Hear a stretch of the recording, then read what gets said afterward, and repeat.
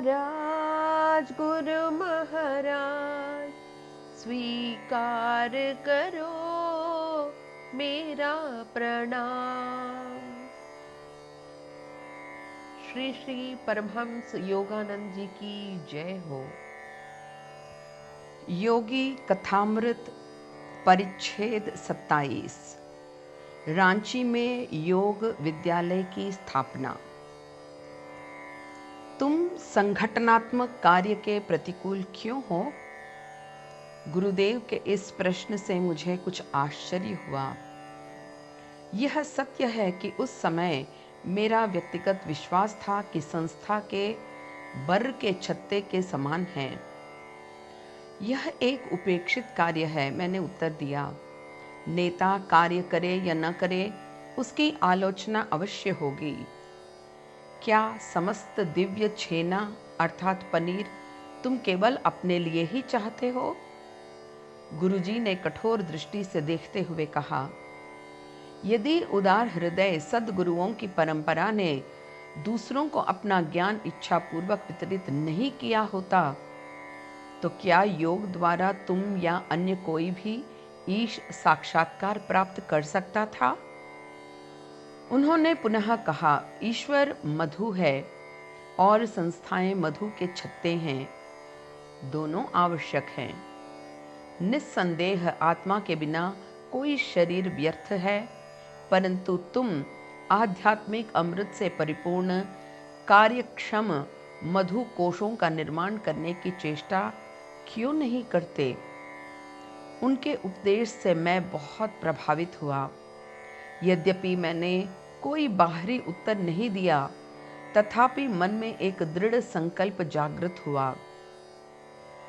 बेड़ियों से मुक्त कराने वाली सच्चाइयों का ज्ञान जो मैंने अपने गुरुदेव के चरणों में प्राप्त किया है, मैं यथाशक्ति अपने सहयोगियों में वितरित करूंगा।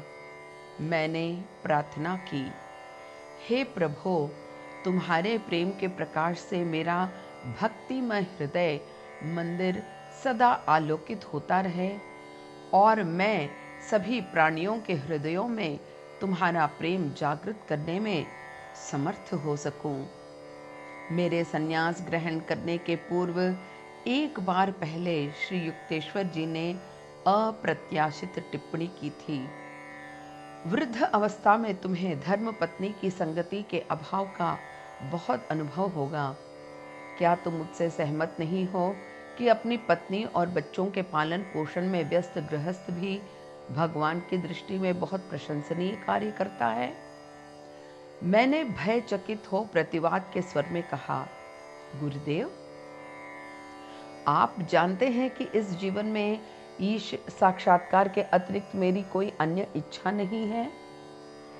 गुरुदेव उन्मुक्त भाव से हंस पड़े। अतः मैं समझ गया कि उन्होंने केवल मेरी परीक्षा लेने के लिए ही उक्त मंतव्य व्यक्त किया था। याद रखो, उसके बाद उन्होंने धीरे से कहा था, वह व्यक्ति जो सामान्य सांसारिक कर्तव्यों को अस्वीकार करता है, अपने आप को केवल तब ही दोष मुक्त कर सकता है जब वह एक व्यापक परिवार के लिए किसी प्रकार के उत्तरदायित्व को ग्रहण करे। बालकों के लिए उपयुक्त शिक्षा का आदर्श मुझे सदा से प्रिय था।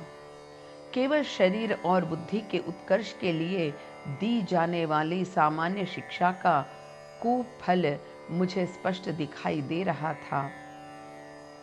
नैतिक और आध्यात्मिक मूल्यों का, जिनके मूल्यांकन के बिना कोई व्यक्ति सच्चे प्रमोद के निकट नहीं पहुंच पाता, प्रचलित पाठ्यक्रम में अभी तक अभाव था। मैंने एक ऐसे विद्यालय की स्थापना का संकल्प किया जहां सुकुमार मति बालक पूर्ण मानवता का विकास कर सके। इस दिशा में मेरा पहला कदम 7 बालकों के साथ डिहिका में, जो बंगाल का एक छोटा सा गांव है, उठा। एक वर्ष पश्चात 1918 में कासिम बाजार के महाराजा सर मणिचंद्र नंदी की उदारता के फलस्वरूप मैं अपनी शीघ्रगामी विकसित मंडली को रांची स्थानांतरित कर सका। यह शहर बिहार में कलकत्ता से लगभग 200 मील पर भारत की अत्यंत स्वास्थ्यप्रद जलवायु से अनुमंत्रित है। रांची स्थित कासिम बाजार राजमहल ही नए विद्यालय का प्रधान केंद्र बना और मैंने उसे योगदा सत्संग ब्रह्मचर्य विद्यालय का नाम दिया। रांची विद्यालय में मैंने दोनों प्राथमिक और उच्च विद्यालय स्तर की शिक्षा की व्यवस्था की।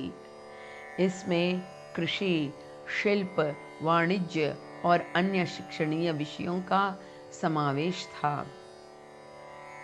ऋषियों के शिक्षा आदर्शों के अनुसार, अर्थात जिनके अरण्याश्रम भारत के युवकों के लिए सांसारिक एवं आध्यात्मिक शिक्षा के प्राचीन धाम थे, मैंने कक्षाओं की अधिकांश पढ़ाई मुक्त आकाश के नीचे करने की व्यवस्था की।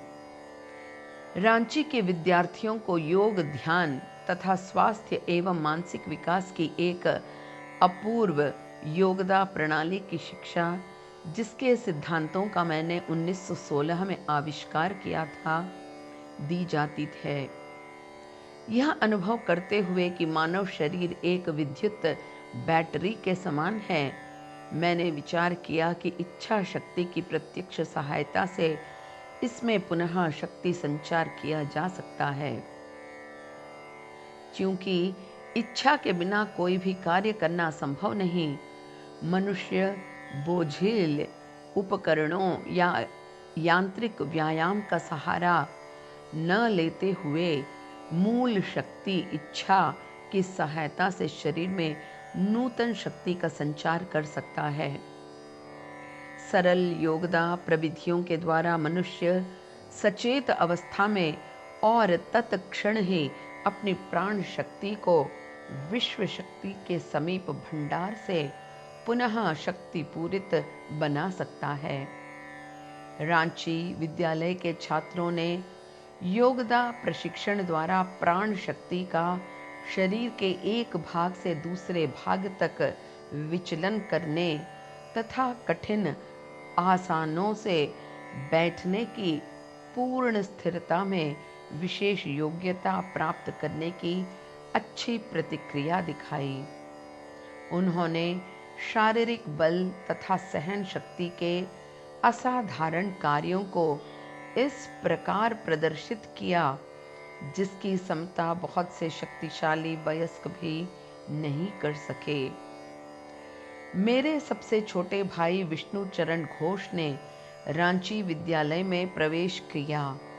बाद में वह एक प्रसिद्ध शारीरिक विज्ञानविद बना।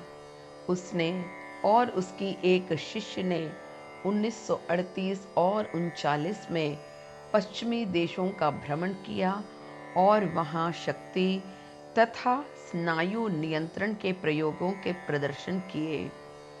न्यूयॉर्क के कोलंबिया विश्वविद्यालय तथा अमेरिका एवं यूरोप के अनेक अन्य विश्वविद्यालयों के प्राध्यापक शरीर पर मन की शक्ति के प्रभाव का प्रदर्शन देखकर चकित रह गए। रांची में प्रथम वर्ष के अंत में 2000 प्रवेशार्थियों के आवेदन पत्र पहुंचे थे, किंतु विद्यालय जो उस समय आवासीय ही था में केवल 100 विद्यार्थियों के लिए स्थान था। अन्य विद्यार्थियों के लिए केवल दिन की शिक्षा ही शीघ्र व्यवस्था की गई थी। विद्यालय में मुझे छोटे बच्चों के माता और पिता दोनों के कर्तव्य का अभिनय करना पड़ता तथा संगठन कार्य संबंधी अनेक कठिनाइयों से भी निपटना पड़ता था। मुझे प्रायः ईसा मसीह के ये शब्द स्मरण हुआ थे, मैं तुमसे सच कहता हूँ कि ऐसा कोई व्यक्ति नहीं जिसने मेरे और सुसमाचार के लिए घर या भाइयों या बहनों या माता या पिता या लड़के बालों या खेती को छोड़ दिया हो। और अब इस समय जो उत्पीड़नों के साथ 100 गुने घरों और भाइयों और बहनों और माताओं, लड़के, बालों, खेतों को न पाता हो तथा परलोक में अनंत जीवन न प्राप्त करता हो।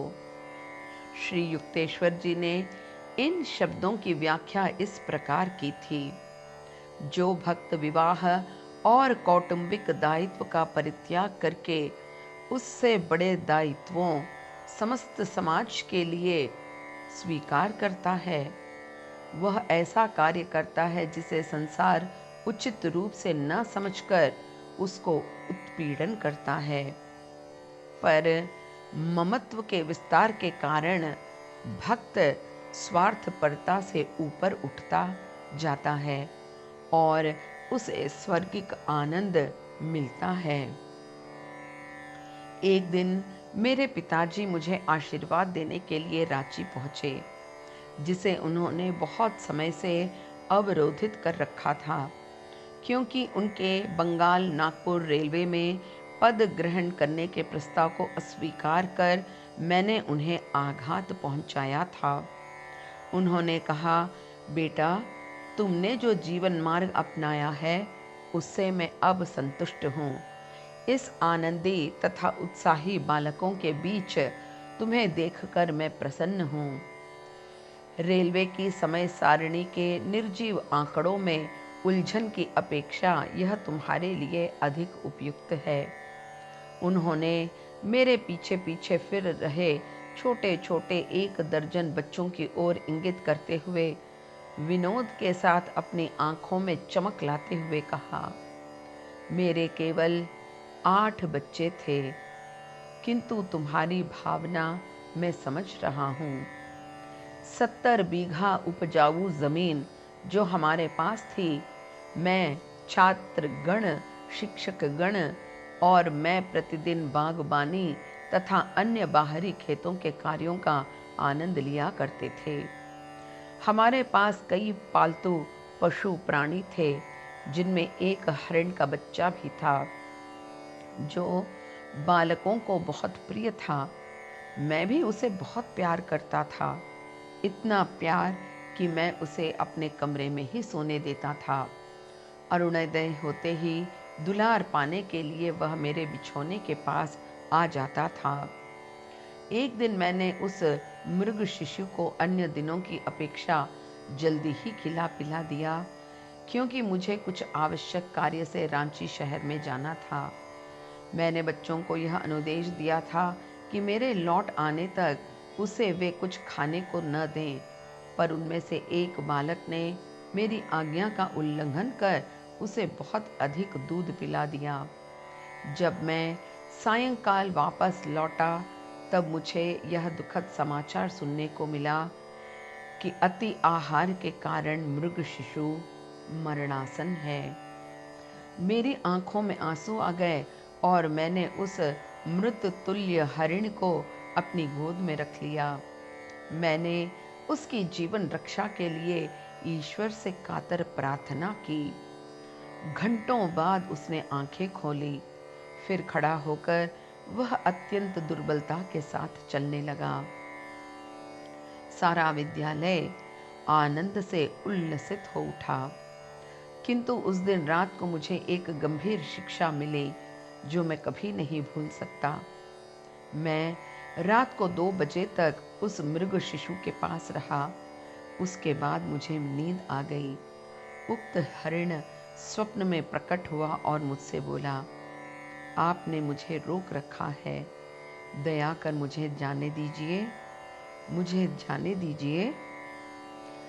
मैंने स्वप्न में ही कहा, अच्छी बात है। उसी क्षण मेरी नींद खुल गई और मैं चीख उठा, बच्चों, हरिण मर रहा है। सभी बच्चे दौड़कर मेरे पास आ गए।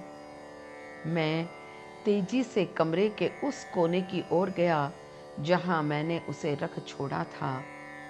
उसने उठने की अंतिम कोशिश की। मेरी तरफ डगमगाते हुए वह बढ़ा और फिर मेरे पैरों के पास गिर पड़ा और चल बसा।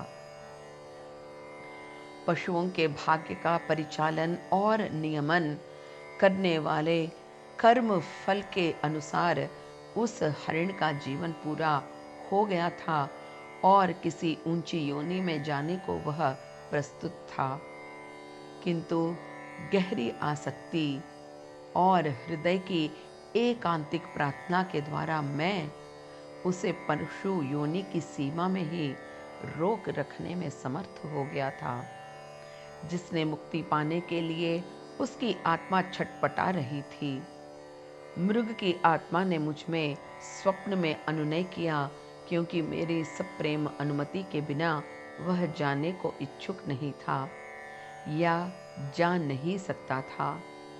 जैसे ही मैंने सहमति व्यक्त की, वह चला गया। मेरा सारा दुख शोक दूर हो गया।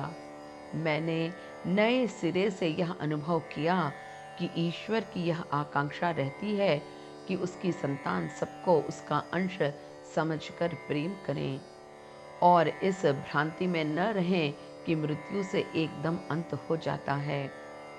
अज्ञानी मनुष्य मृत्यु की केवल दुर्लभ्य दीवार को ही देख पाता है, जो ऊपरी दृष्टि से सदा के लिए उसके प्रिय स्वजनों को छिपा देती है, किंतु अनासक्त मनुष्य जो अन्यों की ईश्वर का प्रकाश या प्रतिबिंब समझकर प्रेम करता है, यह भली भांति जानना है कि प्रिय स्वजन परिजन मृत्यु के द्वारा भगवान के आनंद का कुछ समय तक उपभोग करने के लिए केवल वापस लौट जाते हैं।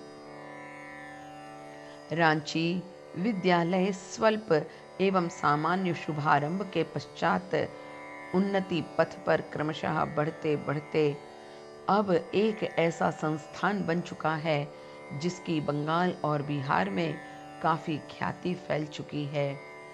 विद्यालय के अनेक विभागों के व्यय की पूर्ति ऋषियों के शैक्षणिक आदर्शों की रक्षा से आनंदित होने वाले लोगों के स्वैच्छिक दान से होती है। मिदनापुर और लक्ष्मणपुर में विद्यालय की विकासोन्मुख शाखाएं स्थापित हो गई हैं।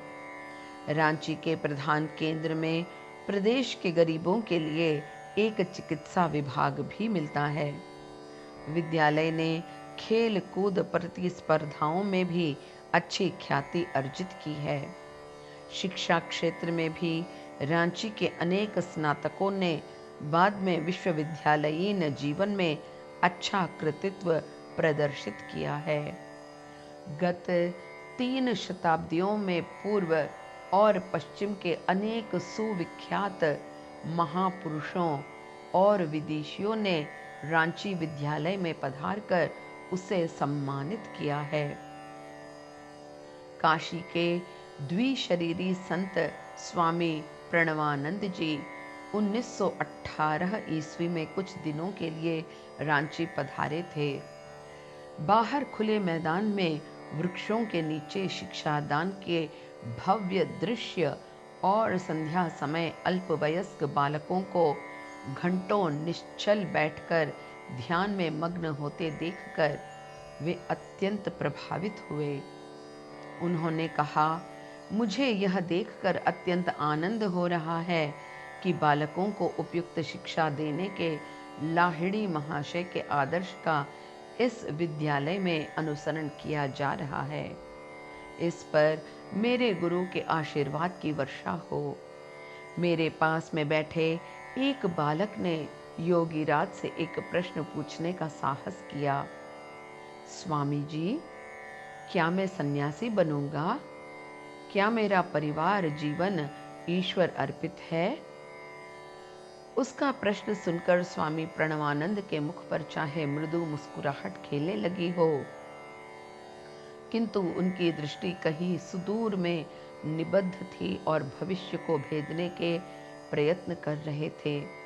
उन्होंने उत्तर दिया, बच्चे, जब तुम बड़े होगे तब एक सुंदर बहू तुम्हारी प्रतीक्षा करती होगी। स्वामी प्रणवानंद जी के रांची से प्रस्थान करने के थोड़े दिनों बाद मैं अपने पिताजी के साथ कलकत्ता में उस मकान में पहुंचा जहां स्वामी प्रणवानंद जी कुछ दिन के लिए ठहरे हुए थे। स्वामी प्रणवानंद जी द्वारा कई वर्ष पूर्व मुझसे की गई भविष्यवाणी सहसा स्मृति पट पर उभर आई। बाद में मैं तुम्हारे पिता के साथ तुमसे मिलूंगा। मेरे पिताजी ने जैसे ही स्वामी के कमरे में प्रवेश किया, योगीराज ने अपने आसन से उठकर उनका प्रेम के साथ आलिंगन किया। प्रणवानंद जी ने पिताजी से पूछा, भगवती, तुम स्वयं अपने लिए क्या कर रहे हो? क्या तुम यह नहीं देखते कि तुम्हारा ईश्वर उपलब्धि के मार्ग पर किस तेजी से बढ़ रहा है? अपने पिता के सामने अपनी प्रशंसा सुनकर मैं लज्जा से लाल हो उठा। स्वामी जी ने पुनः कहा, तुम्हें याद होगा कि हम लोगों के गुरुदेव प्रायः कहा करते थे कि बनत बनत बन जाई। इसलिए अनवरत क्रिया योग की साधना करते चलो, जिससे शीघ्र ही ईश्वर साक्षात्कार के लक्ष्य पर पहुंचो। काशी में उनके प्रथम दर्शन के समय उनका शरीर अत्यंत स्वस्थ और दृढ़ था, किंतु अब उस पर वृद्धा अवस्था का स्पष्ट प्रभाव दृष्टिगोचर हो रहा था।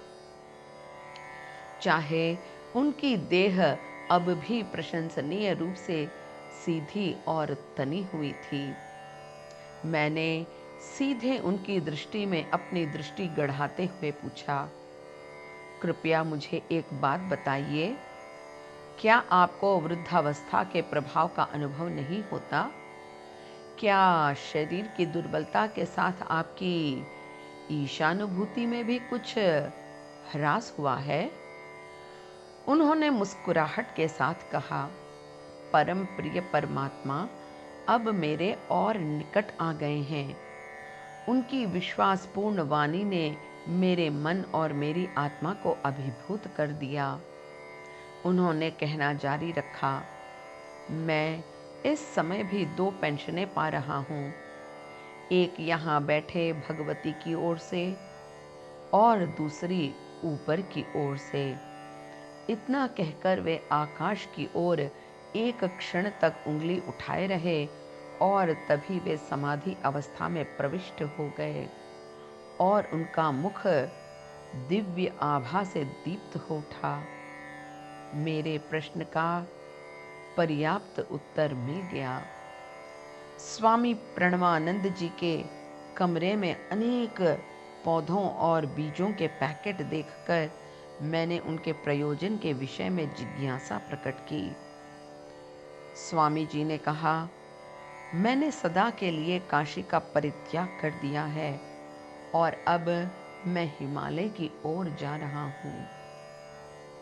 वहाँ अपने शिष्यों के लिए मैं एक आश्रम खोलूंगा।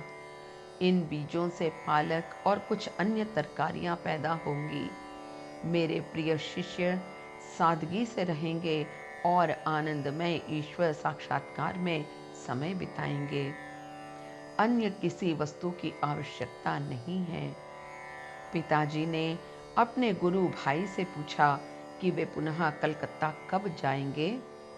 इस पर स्वामी प्रणवानंद जी ने उत्तर दिया, अब कभी नहीं। लाहिड़ी महाशय ने कहा था कि इसी वर्ष मैं प्राण प्रिय काशी का सदा के लिए परित्याग कर हिमालय के लिए प्रस्थान करूंगा और वहां ही देह त्याग करूंगा। उनकी बातें सुनकर मेरी आंखों में आंसू आ गए, पर स्वामी जी शांत भाव से हंसते रहे।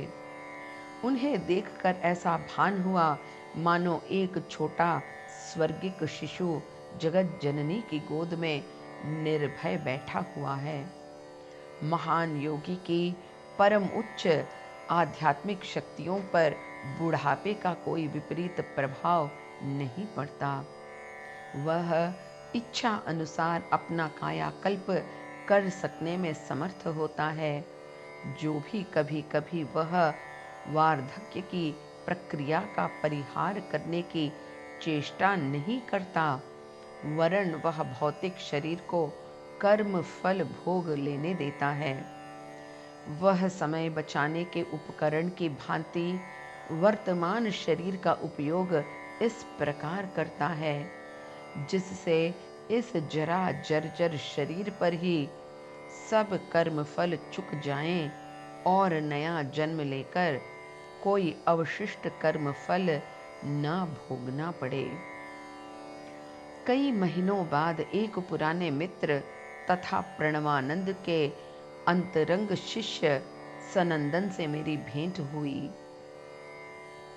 सनंदन ने मुझे सिसकते हुए बताया, मेरे पूज्य गुरु महाप्रयाण कर गए।